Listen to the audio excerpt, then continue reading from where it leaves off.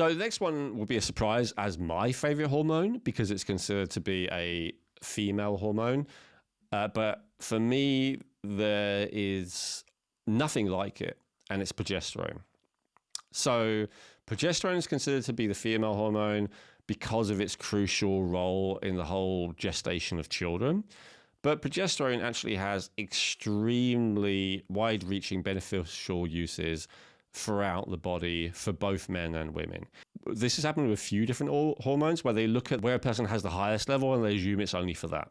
So with prolactin, for a long time, they thought that the main effect of it was to cause lactation in women because that is when a person would have the highest level of it. But it turns out prolactin is actually a big deal and is a problem in excess for men and women in all kind of situations.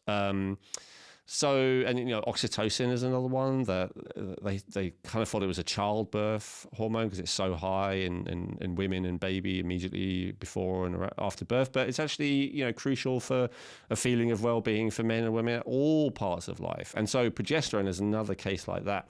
And in fact, I would say progesterone is the biggest case of that of all. So the reason why I love progesterone is because it's the anti-stress hormone more than anything else. Now, for women, it is their primary anti-stress hormone. Men have another anti-stress hormone and a kind of metabolite of it called testosterone. So testosterone is also an anti-stress hormone for men. And it's one of the reasons why on the psychometric scales, women tend to score higher on neuroticism on average. Obviously, there are many men who are more neurotic than many women, but just purely on average, women tend to experience higher levels of negative feelings than men. And it is simply because they only have one major hormone which helps them to stay calm. That's my understanding of it. And so now testosterone is also important to women. They just have a lot less than men. Usually a tenth as much, 10%, if that, usually even less than that. So for women, progesterone is really crucial. But you know what? My testosterone in my blood test results for several years have been really high. Testosterone above the scale, free testosterone at the top of the scale, still full of anxiety. Why do you think that is? Is that just the balance within where your stress chemicals then are also really high in relation to the testosterone? Or does that mean that you don't have a lot of progesterone? I mean, talk me through that real quick. So I have a genetic tendency to high cortisol. And so that does create a knock-on effect in a lot of areas. I also have a genetic tendency to higher estrogen or estrogen dominance. And so both of these are stress chemicals, really. We've covered that in more detail in different episodes. So I'll just assert that for now and let people look that up. We've done a long clip recently on progesterone and estrogen. So because of that, I have a tendency to low DHEA, which tends to compete with cortisol and be depleted by excess cortisol. And I have a tendency for a low level of progesterone, which competes with estrogen. And so these are one of those things where having high levels of one will diminish the level of the other. And what matters more is the ratio rather than the absolute level of it. So I've had a tendency to high level of estrogen compared to progesterone and a high level of cortisol in relation to DHEA. And so even very high testosterone was not enough to make me not feel anxious. Very high testosterone was enough to not make me, cower in the corner, which there was a little bit of cowering, to be honest, in the last few years, but not that much because testosterone gives you that, come on, fight kind of impetus. So it can get you fighting again, but it can't get you relaxed and happy again so easily on its own when it's fighting all those other things. And so I think that pattern is the thing that leads more to irritation, so you're not necessarily full of, low self-esteem and depression and all the rest of it, but you're still, irritable and potentially anxious as well. And you see that a lot in men, even who have high testosterone. Now there's more refinement to that. There's DHT, which we'll talk about in a different segment, but progesterone is a big one for me. So I had heard about the benefits of progesterone for a long time, and I'd been recommending it to women for a long time. And it tends to have very, very beneficial effects, although it's complicated, of course, because there's the menstrual cycle and there's various things going on.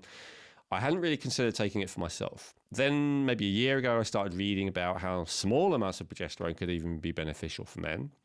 Tried a small amount, didn't really work. Didn't really do anything, so discontinued.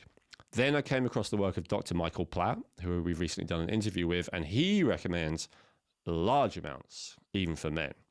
And so I didn't believe him or not believe him, but I knew that it was safe enough that I was happy to try it. Even the people who say it's not great, bioidentical progesterone for men will say, yeah, stop taking it, and after a while you go back to how you were. So I figured the risk was small enough, the potential upside was large enough that I was willing to try it.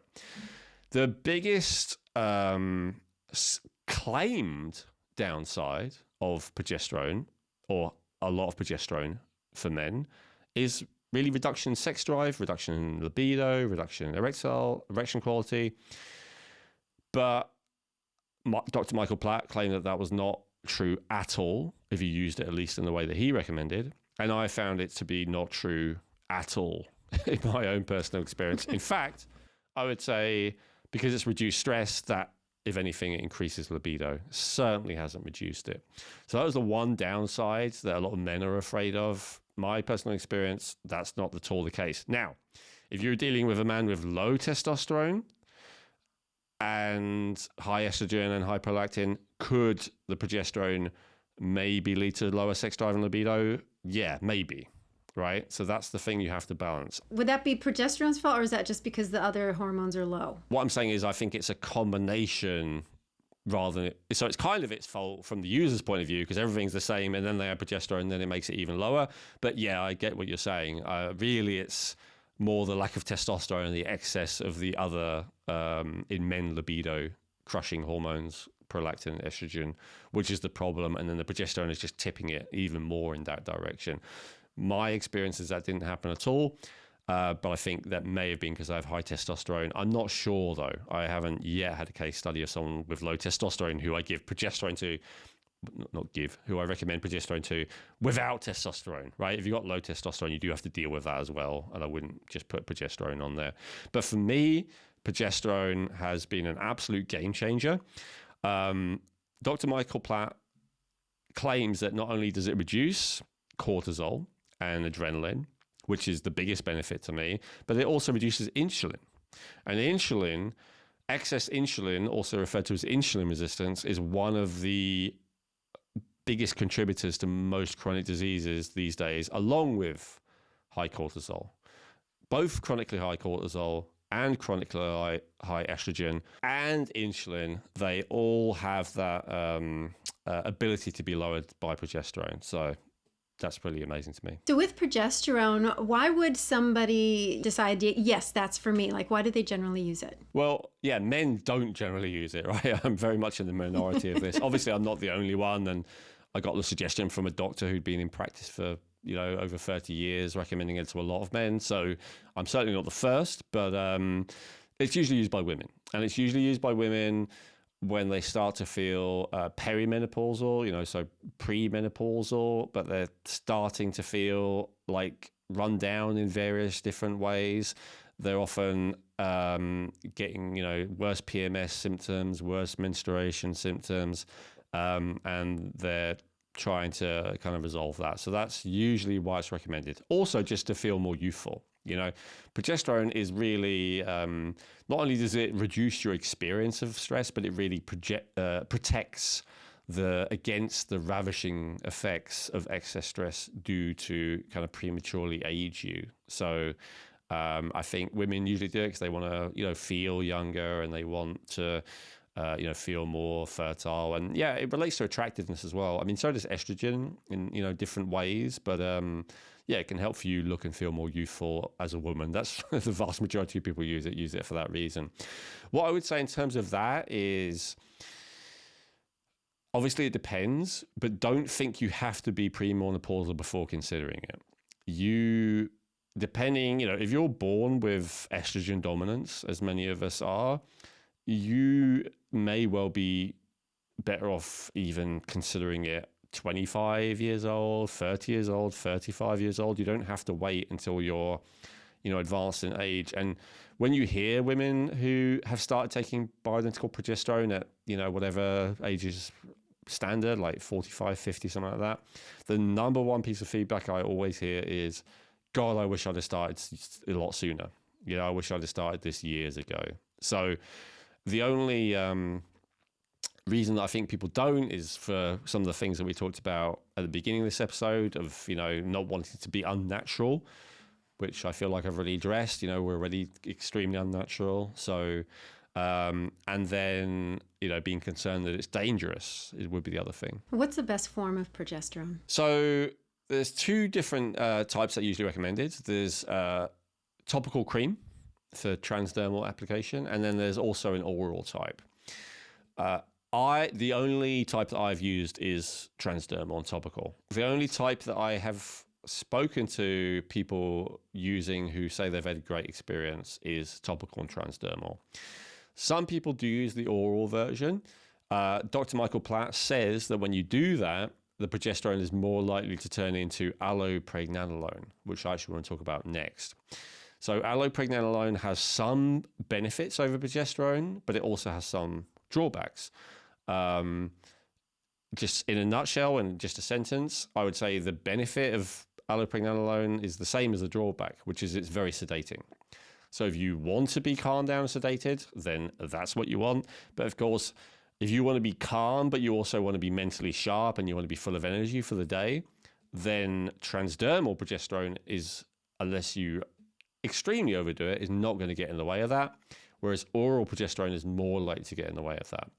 And it is true that the people who I've seen who talk about having had an excess of progesterone, they are more commonly talking about oral progesterone, in my experience. So to me, transdermal is really where it's at. And it is, in fact, the type that is far more commonly recommended by bioidentical hormone doctors. And I mean, there also is a synthetic version of progesterone, correct? Where's your preference? 100% bioidentical.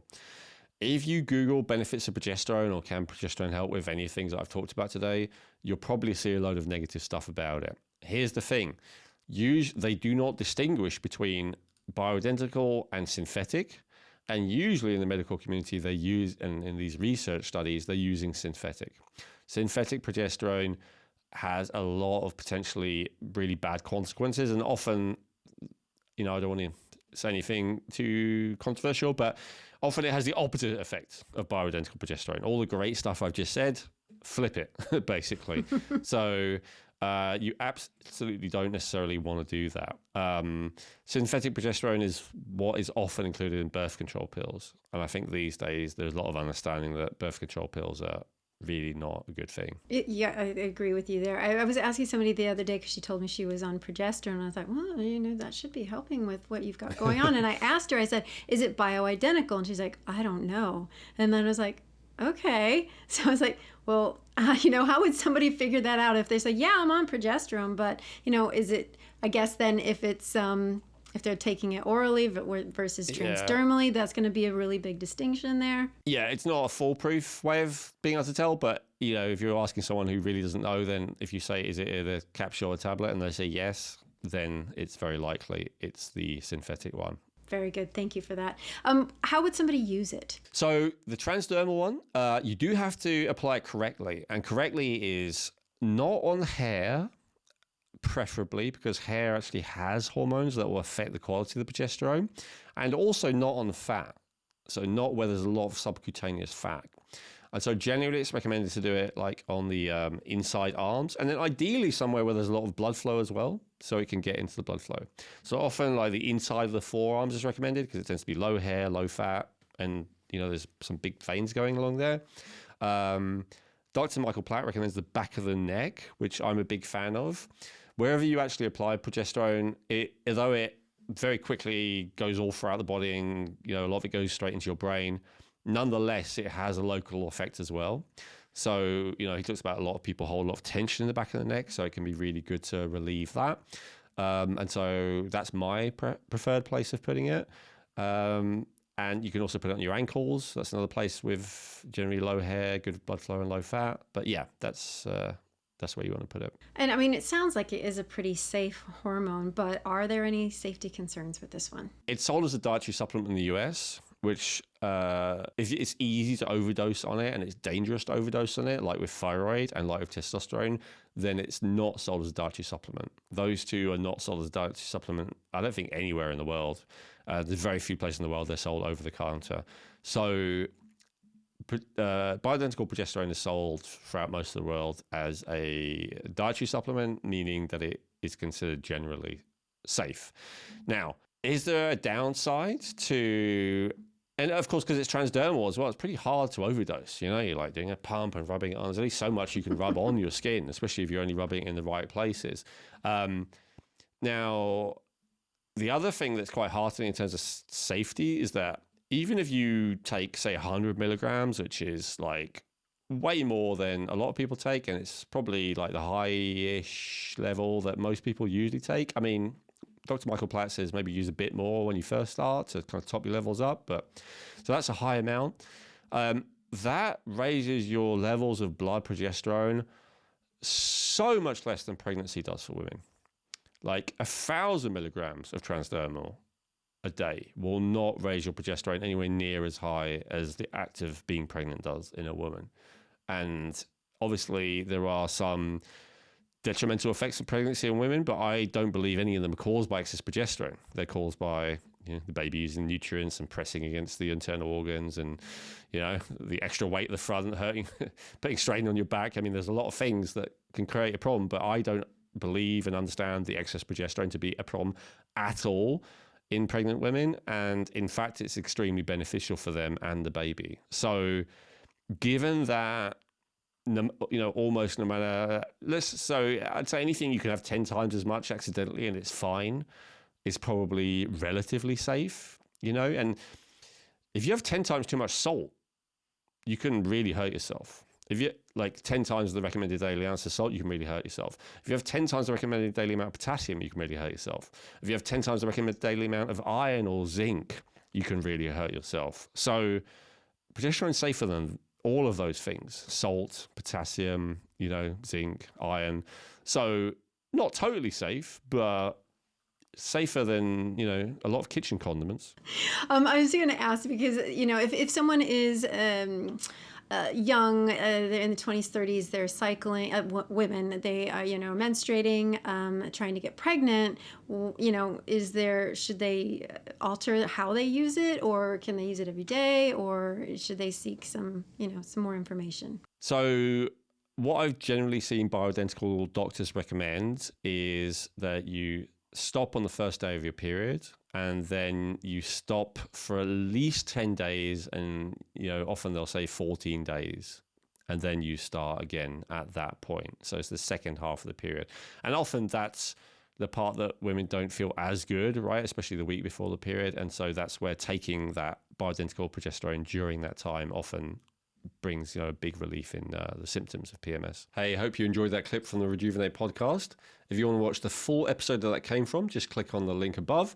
Or if you just want to watch our latest video, then click the link below, and make sure that you subscribe to the channel and like the video. Thank you.